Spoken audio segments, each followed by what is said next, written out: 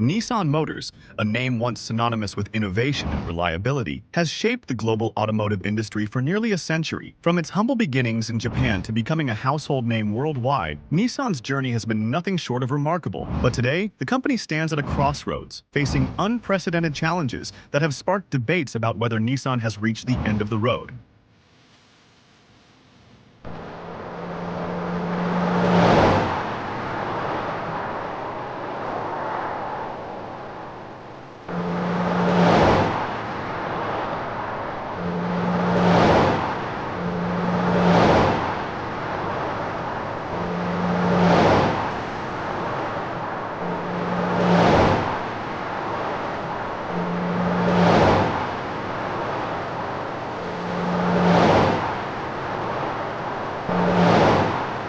Nissan's story began in 1933, when a merger between two Japanese companies, Tobata Casting and Nihon Sangyo, formed the company we know today. Originally operating under the name Datsun, the brand was built on a vision of creating affordable, high-quality vehicles for Japan's growing middle class. The first Datsun cars were small and fuel-efficient, earning the nickname the car of the people. By the 1950s, Nissan Motors had taken over Datsun and began expanding its reach, exporting vehicles to countries like the United States and Australia.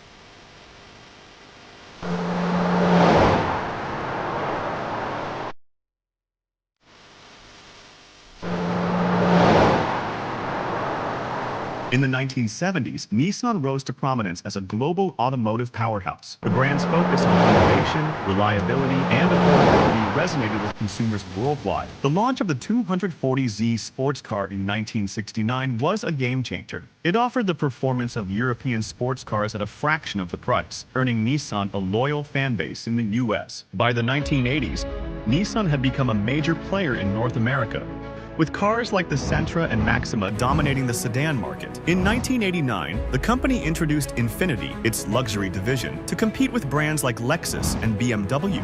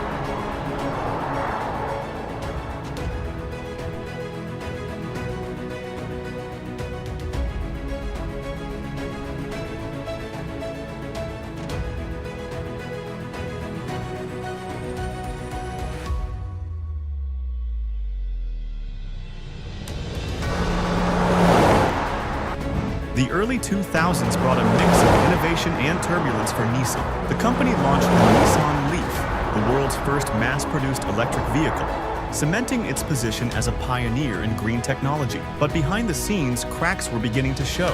Nissan's over-reliance on cost-cutting measures and aggressive expansion strategies under CEO Carlos Ghosn led to a strained corporate culture. Ghosn's controversial leadership style saved Nissan from bankruptcy in the late 1990s, but it came at a cost. By the 2010s, company's reputation was marred by allegations of financial misconduct and internal strife.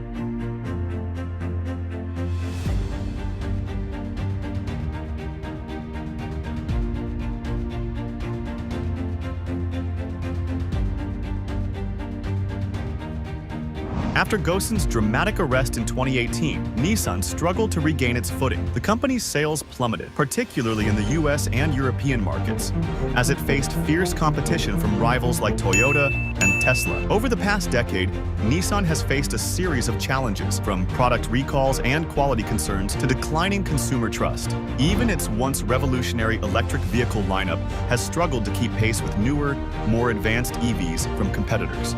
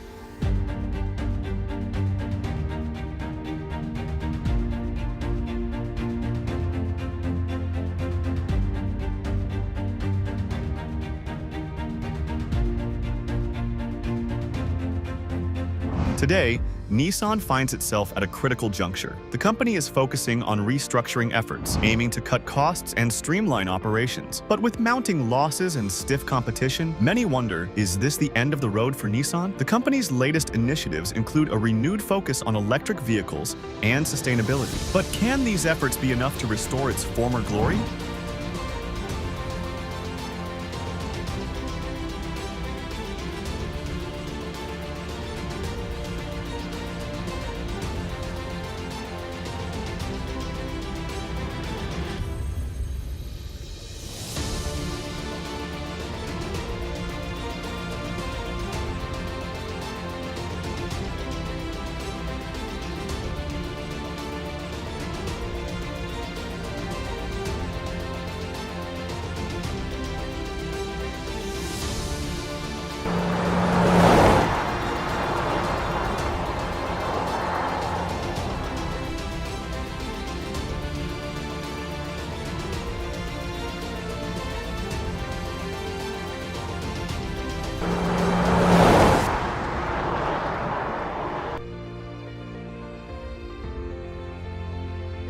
Nissan's story is a cautionary tale about the risks of overexpansion and the importance of innovation. From its humble beginnings as Datsun to its rise as a global powerhouse and its current struggles, Nissan's journey highlights the ever-changing nature of the automotive industry. Whether this is the end of the road or the beginning of a new chapter, one thing is certain: Nissan's legacy has left an indelible mark on the world of automobiles.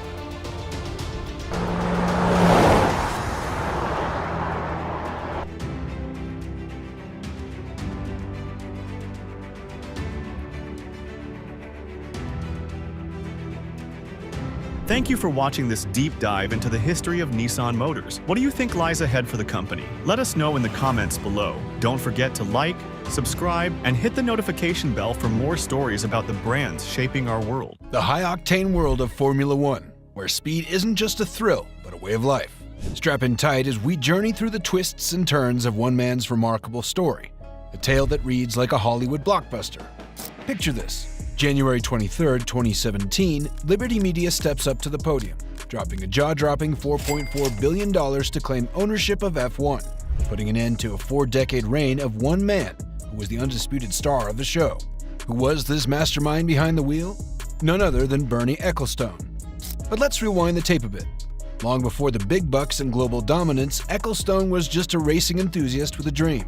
In 1951, a nasty collision with Bill Whitehouse sent him flying from the cockpit, but instead of throwing in the towel, Ecclestone took a detour into real estate while keeping a keen eye on the car business. Fast forward to 1957 and he's back in the game, this time managing driver Stuart Lewis Evans. But tragedy struck at the 1958 Moroccan Grand Prix, when Lewis's engine went up in flames, leaving Ecclestone reeling from the loss of a close friend. Yet amidst the turmoil, Ecclestone soldiered on, embodying the resilience that defines champions. The 60s were a turbulent time for Formula One. Teams were pushing the limits of innovation, but with innovation came a hefty price tag. Money was tight, and the sport relied heavily on manufacturers for support. And let's not forget the safety concerns plaguing the sport, with tragic accidents claiming the lives of legends like Wolfgang von Trips and Jim Clark. Ecclestone wasn't just a spectator in this drama, he was a key player, managing Y and Rin, and even partially owning Rin's Lotus Formula 2 team. Ecclestone was deeply entrenched in the heart of the racing world. But tragedy struck again when Rin lost his life in a crash at the Monza circuit in 1970, casting a shadow over Ecclestone's triumphs. But Ecclestone wasn't one to back down from a challenge. As the 70s unfolded, he emerged as a driving force in F1, navigating the sport through the treacherous waters of financial uncertainty and global recession. His shrewd business acumen and unwavering determination were the fuel that kept F1's engines soaring. Fast forward to the 21st century and Ecclestone's legacy looms large over the world of motorsport. Love him or hate him, there's no denying the indelible mark he's left on Formula One. From daring deals to high-stakes negotiations, Ecclestone's story is a testament to the power of passion and perseverance. In 1971, he swooped in and purchased Brabham Racing, kickstarting a revolution that would change the face of Formula One forever. With a keen eye for talent and an ironclad determination, Ecclestone turned Brabham into a force to be reckoned with. From signing top designers like Gordon Murray to securing star drivers like Nelson Piquet and Niki Lauda, Bernie was the driving force behind Brabham's meteoric rise. But what set Bernie apart wasn't just his knack for picking winners. It was his unparalleled attention to detail.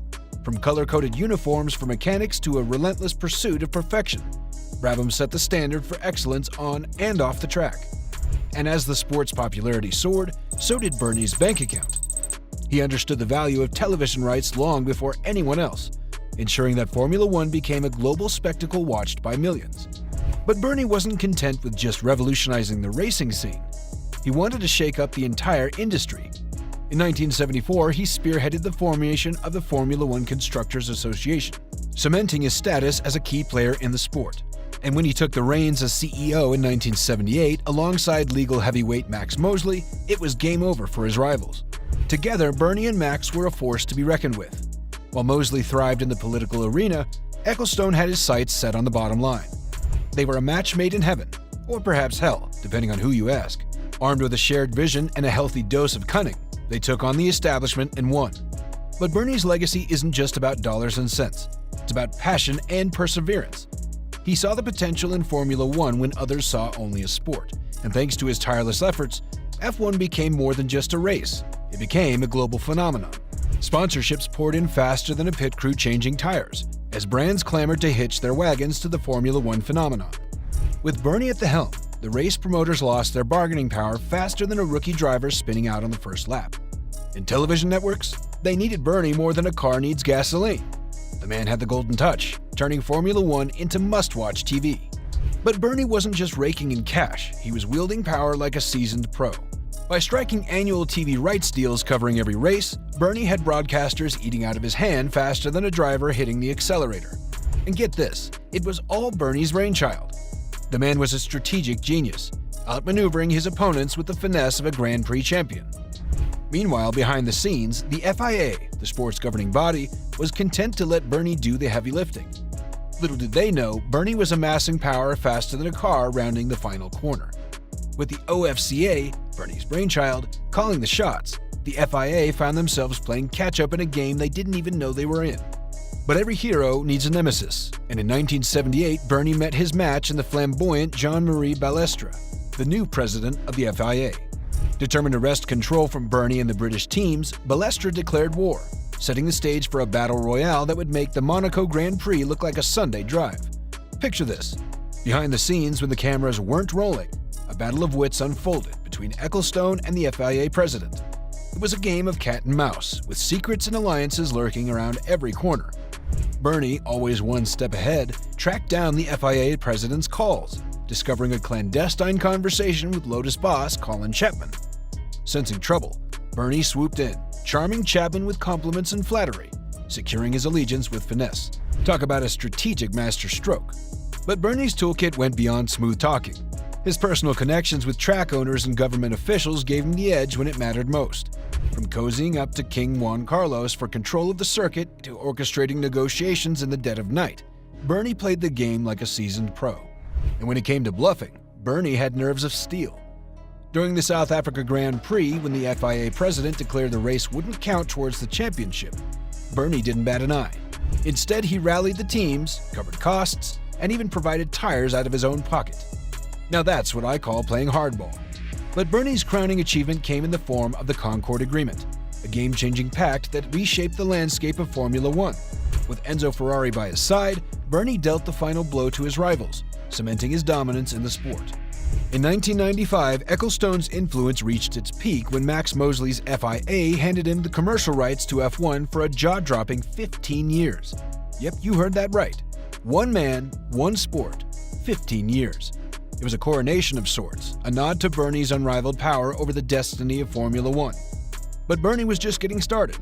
In a move straight out of a playbook, he transferred ownership of his Formula One empire to his wife Slavica in 1996. Talk about a power move. This maneuver wasn't just about taxes. It was all part of Bernie's intricate plan to take Formula One to new heights. With the reins of Formula One now firmly in Slavica's hands, Bernie orchestrated a series of groundbreaking deals that reshaped the landscape of the sport. From negotiating a 10-year deal with the teams to inking a robust 15-year agreement with the FIA, Bernie was unstoppable. But Bernie wasn't just making waves in the boardroom. He was making headlines in the political arena too. With a cool $1 million donation to the Labour Party, Bernie showed that he wasn't afraid to play hardball when it came to lobbying the government. And let's just say it caused quite a stir. In 1999, Bernie executed another financial masterstroke, selling a chunk of his empire to Morgan Grenville Private Equity for a staggering $325 million. And just when you thought he couldn't top that, he sold even more of his stake to Hellman and Fredman for an eye-watering $725 million. But while Bernie's financial maneuvers may have raised a few eyebrows, there's no denying the impact he had on Formula One. From bringing new races to iconic tracks to revolutionizing the way the sport was televised, Bernie was the driving force behind Formula One's meteoric rise. But it wasn't all about the money for Bernie. He understood the dangers of the sport, having managed drivers like Stuart Lewis Evans and Jochen Rindt. His unwavering commitment to safety ushered in significant advancements, making Formula One a safer place for its daring protagonists. Yet like all great stories, Bernie's reign eventually came to an end when Liberty Media took over Formula One. But even in his departure, Bernie left his mark on the sport, paving the way for a new era of growth and innovation. From revamped logos to a newfound embrace of social media, Formula One has undergone a visual and digital transformation since Bernie's departure. And while the sport may have changed, Bernie's legacy lives on, reminding us all of the man who owned Formula One like no one else could. Thanks for watching. I hope you enjoyed the video. Please like, subscribe, and share your thoughts in the comments.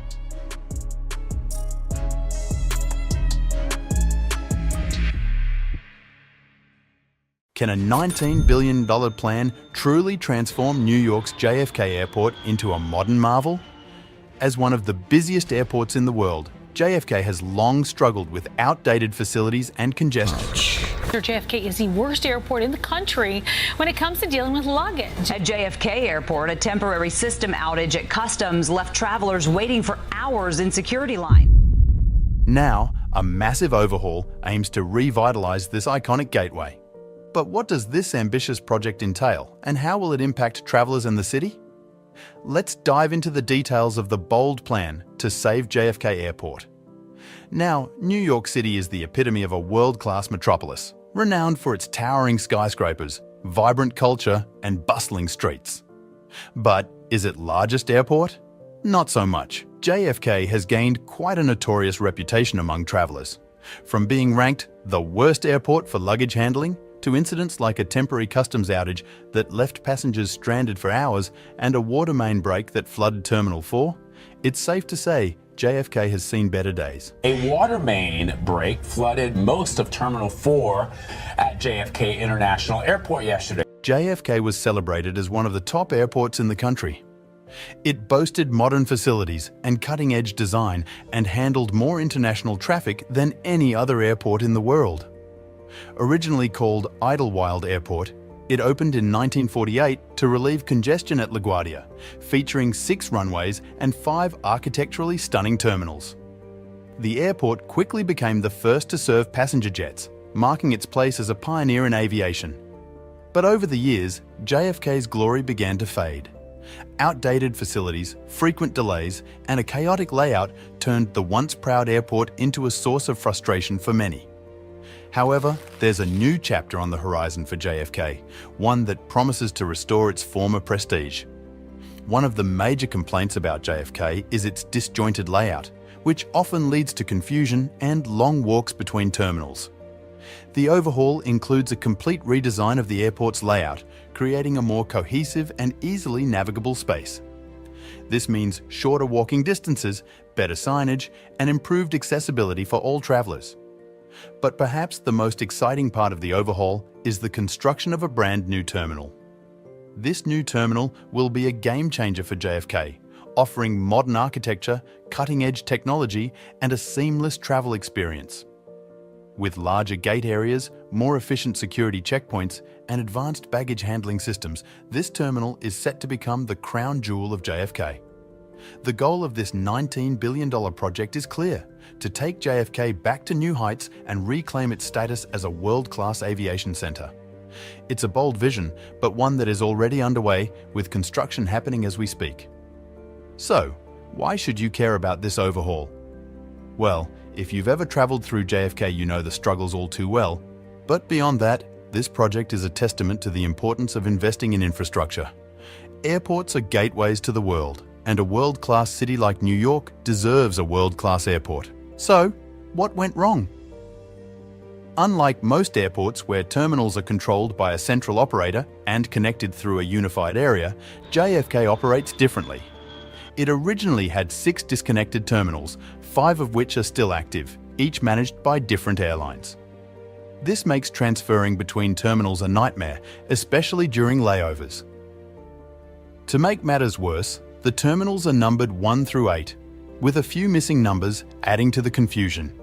For years, travelers have dreaded passing through JFK, but with a projected 100 million annual passengers by 2050, city officials finally decided it was time to act. Enter the $19 billion transformation plan, which aims to turn JFK into a unified, interconnected, world-class airport. At the heart of this ambitious project is the new Terminal 1. Spanning 2.5 million square feet with 23 gates, it will be nearly the size of LaGuardia's 2 new terminals combined, making it JFK's largest terminal. This expansion will give global airlines the flexibility to upgrade aircraft as needed, ensuring they can meet the growing demand. The new Terminal 1 will boast new departures, arrivals, and customs hall, complete with state-of-the-art public spaces, amenities, and advanced technology. This includes the use of biometrics to provide a seamless experience through the airport, reducing wait times and enhancing security. The terminal will also feature a solar array thanks to a partnership with Alpha Structure, making it more sustainable and environmentally friendly. Set to be completed in phases, the new Terminal 1 is expected to be finished by 2030, with new halls and a portion of the gates ready by 2026. But that's not all. Terminal 6 will also undergo a massive transformation, stretching 1.2 million square feet across a 2-level concourse. This terminal will feature a giant new check-in space and a centralized security area, reducing the need for passengers to drag their luggage far. The East Hall will house additional dining and retail facilities, ultimately connecting to Terminal 5 and making connections between the two seamless. Construction of Terminal 6 is expected to finish around 2028. None of this regeneration would be possible without the engineering teams behind it. Parsons Corporation, today's video sponsor, is the lead designer for the reconstruction of roadways, the new ground-to-transportation center, and the relocation of utilities to provide more reliable service for the airport. This alone will cost $1.24 billion. The goal of this ambitious project is clear: to restore JFK to its former glory and beyond. This overhaul will not only enhance the travel experience, but also boost tourism and business opportunities for New York City. A world-class city deserves a world-class airport, and this project is a testament to that vision. Parsons Corporation, the engineering powerhouse behind this project, is set to simplify roadway operations and create a more travel-friendly experience for the 62 million passengers who pass through JFK annually. One of the highlights is the modern ground transportation center, which will include a new multi-level parking facility. This facility will feature EV charging stations and an eco-conscious timber facade. Additionally, a 400-foot-long elevated pedestrian bridge will link key areas, complemented by a rainwater harvesting facility and solar paneling. Parsons is passionate about delivering smart infrastructure that enhances global connectivity. Their expertise ranges from traditional program and construction management to digital solutions, PFAS decontamination, and more, ensuring comprehensive solutions that optimize project delivery and operations while improving the traveler experience worldwide. But let's get back to JFK. The modernization isn't limited to the construction of new terminals. The existing ones will also see significant upgrades, including new shops, restaurants, and overall enhancements. However, the outdated terminals are just part of the problem.